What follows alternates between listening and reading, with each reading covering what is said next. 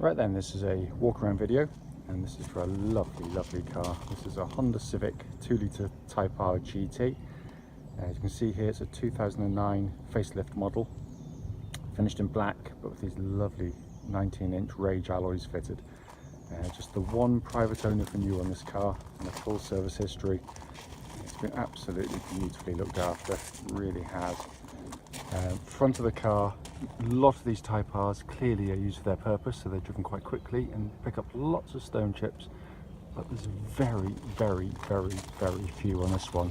Front of the car is absolutely wonderfully clean, and the bonnet hardly shows a stone chip of any note at all. It really does. It's extraordinarily clean. Coming down the near side of the car first, very nice in the panel work. All the panel work looks very original as well, which is really nice.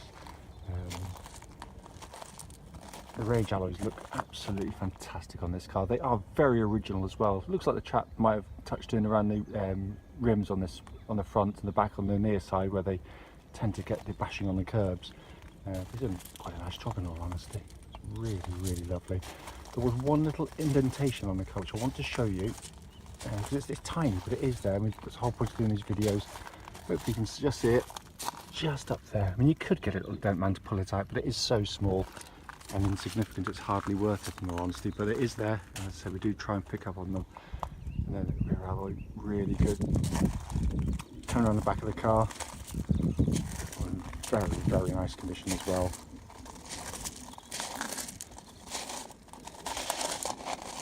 Around to the off side of the car, driver's side, and as with the near side, very smooth and original in the panels as well.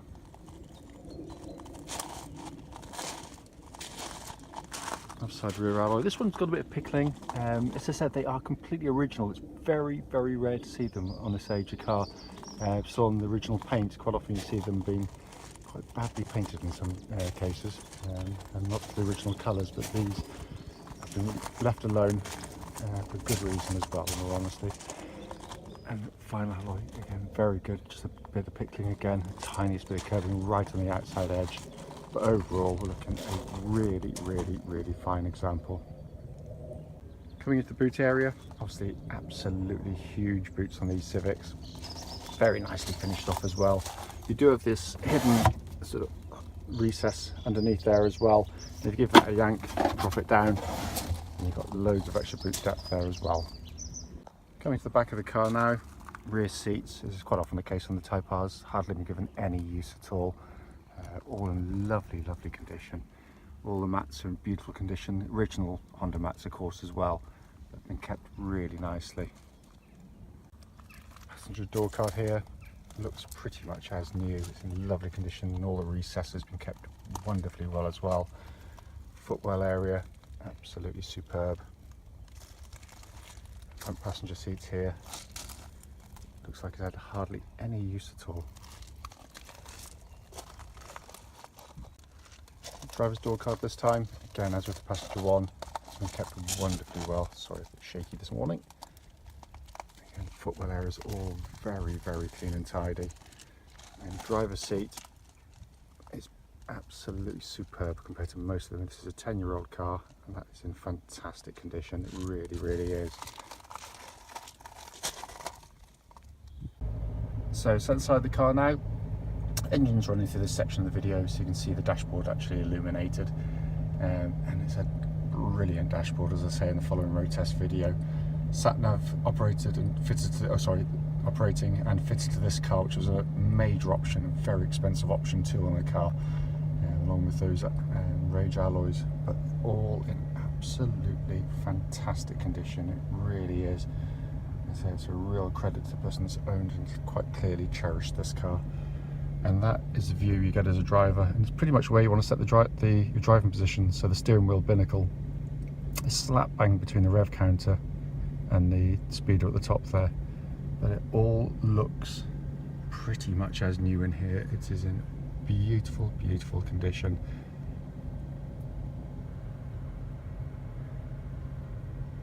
But obviously got multifunction steering wheel, and obviously Type R GT, so you get cruise control, auto lights, auto wipers, and that really has been kept fabulously well. just coming to the dashboard there, hopefully you can see. Just 59,339 miles. No warning lights apart from obviously low fuel light currently on the car. And it is cold, so it's revving slightly higher at this stage, but that soon settles to around just under 1,000 RPM.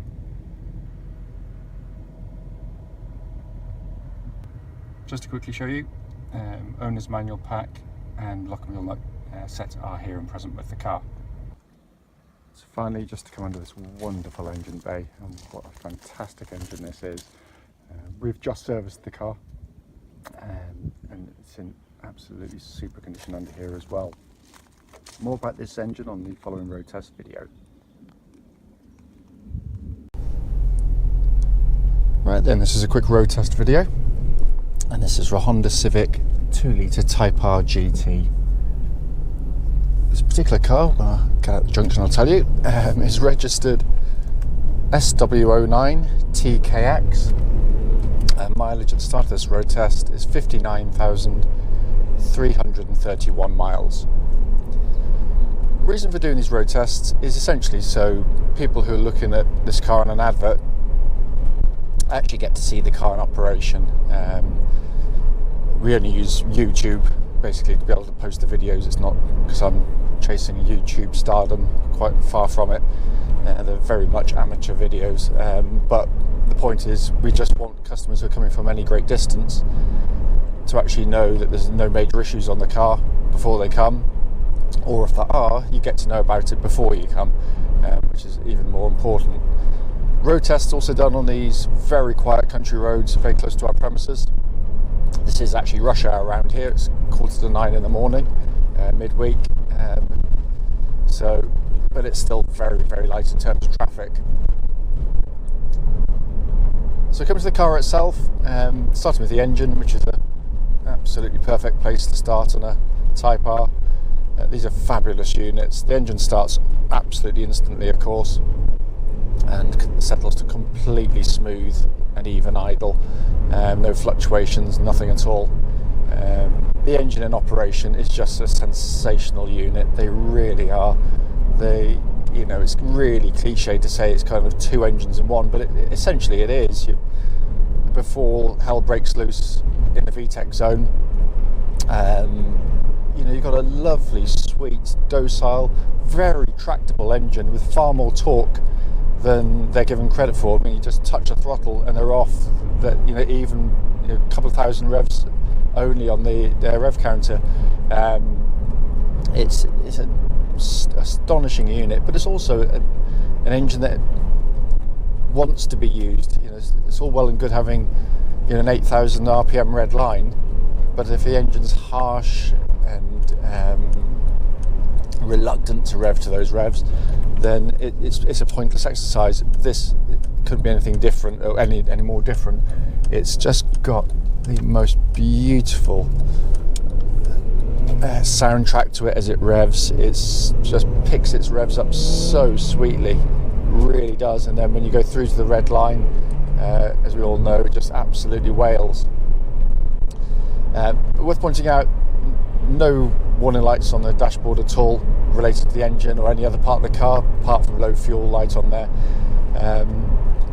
But in a world of the way the world is going, even Honda unfortunately have had to, we're going kind of down the turbo engine routes, which are, they're fine engines in their own right, but they just don't give you this kind of soundtrack, the way the engine produces its power. It's not just a lump of turbo and then nothing and falling off a cliff at the end.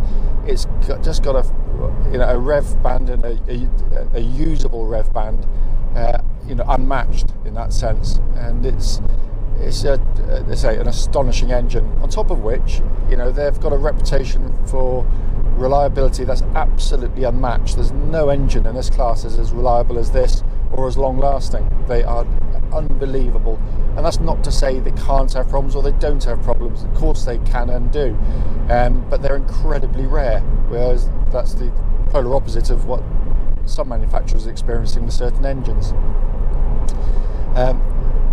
Engine then feeds through clutch into gearbox. Clutch is absolutely perfect on the car. Bite point is exactly where it should be, and it's smooth and positive and squeak free in motion as well.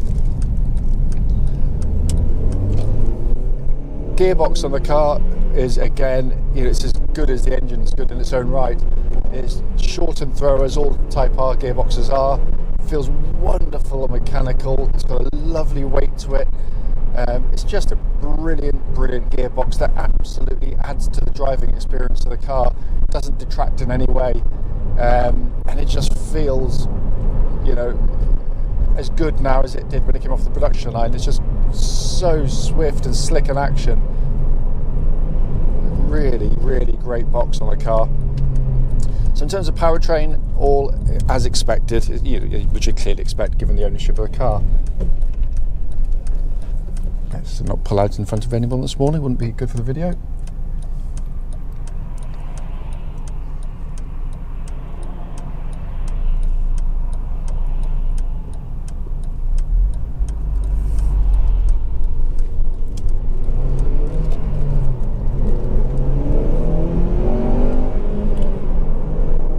Let it rev round.